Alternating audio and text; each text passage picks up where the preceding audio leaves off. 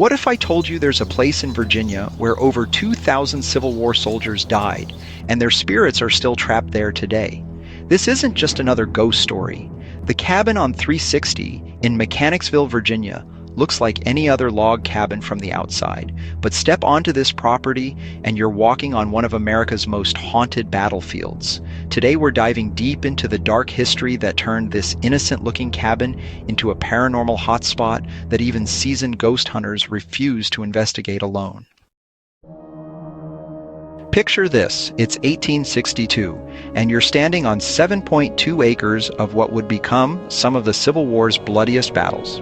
The cabin on 360 sits right on top of not one, not two, but three major Civil War battlefields. We're talking about the Battle of Bethesda Church, the First Battle of Gaines Mill, and the Battle of Totopotomoy Creek. During these three battles, over 2,000 soldiers died, were wounded, captured, or simply vanished on this exact piece of land. That's 2,000 souls who met their end in the most violent way possible. Many of these soldiers were just kids, some as young as 15 years old, who lied about their age to fight for their country. Think about that for a second. Children, barely teenagers, dying in agony on this very ground. Historical records show that over 20% of Civil War soldiers were under 18, and in the Union Army alone, more than 100,000 soldiers were under 15. These weren't grown men, they were boys who never got to go home. Fast forward to the 1980s. Someone decides to build a log cabin and a brick ranch house on this blood-soaked battlefield. The cabin was originally used as an office and model home, but something much darker was brewing in the ranch house next door.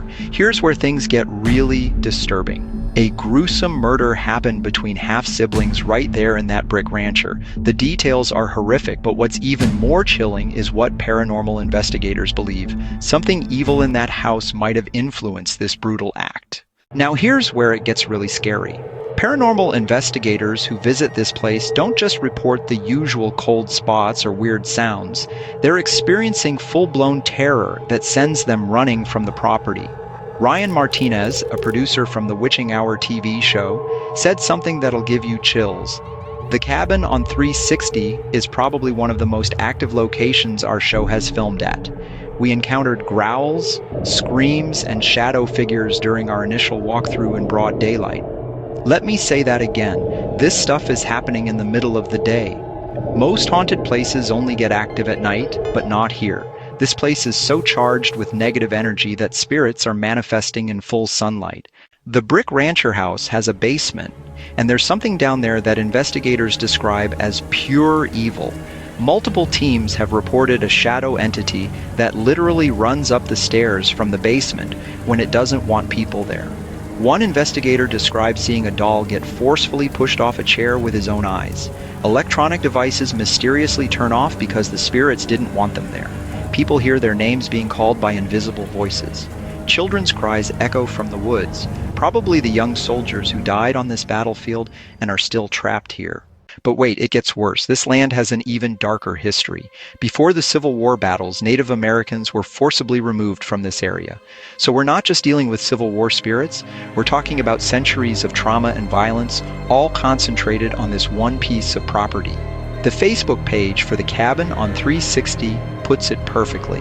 The cabin on 360 is an unassuming location whose ground has seen some terrible events in its past, from natives being pushed off their land to Revolutionary War, Civil War, and a gruesome murder.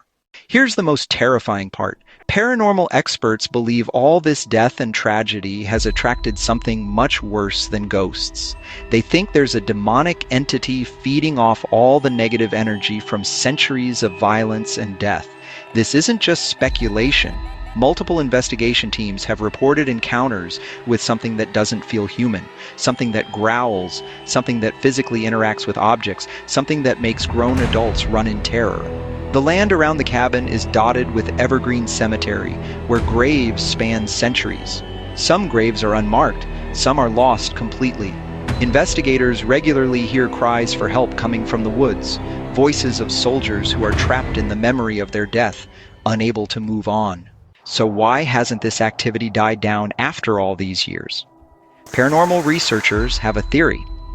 When violent death happens on such a massive scale, especially involving young people, it creates what they call a residual haunting. The land itself holds onto the trauma, but the cabin on 360 isn't just residual. The spirits here are intelligent. They respond to questions, they know people's names, they interact with the living. That suggests these aren't just echoes of the past. These are actual souls who are stuck here, unable to find peace. The modern murder in the ranch house may have made things worse by adding fresh trauma to already haunted ground. It's like pouring gasoline on a fire that was already burning. Today, the cabin on 360 operates as a paranormal investigation site. They host ghost hunts and overnight investigations for people brave enough to face whatever's lurking on this property. But even experienced investigators admit this place pushes them to their limits. The owners use the location to raise money for veteran causes, which feels right, given how many soldiers died on this land. Maybe helping living veterans find peace will eventually help the dead ones move on too. The cabin on 360 represents something bigger than just one haunted location. It shows us how violence and trauma can echo through time, how the pain of the past refuses to stay buried. When we ignore history, when we build over battlefields without acknowledging the lives lost there, maybe we're asking for trouble. This isn't just entertainment. It's a reminder that real people died horrible deaths on this ground, and their stories deserve to be remembered. Subscribe if you want to see more haunted locations where history refuses to stay dead.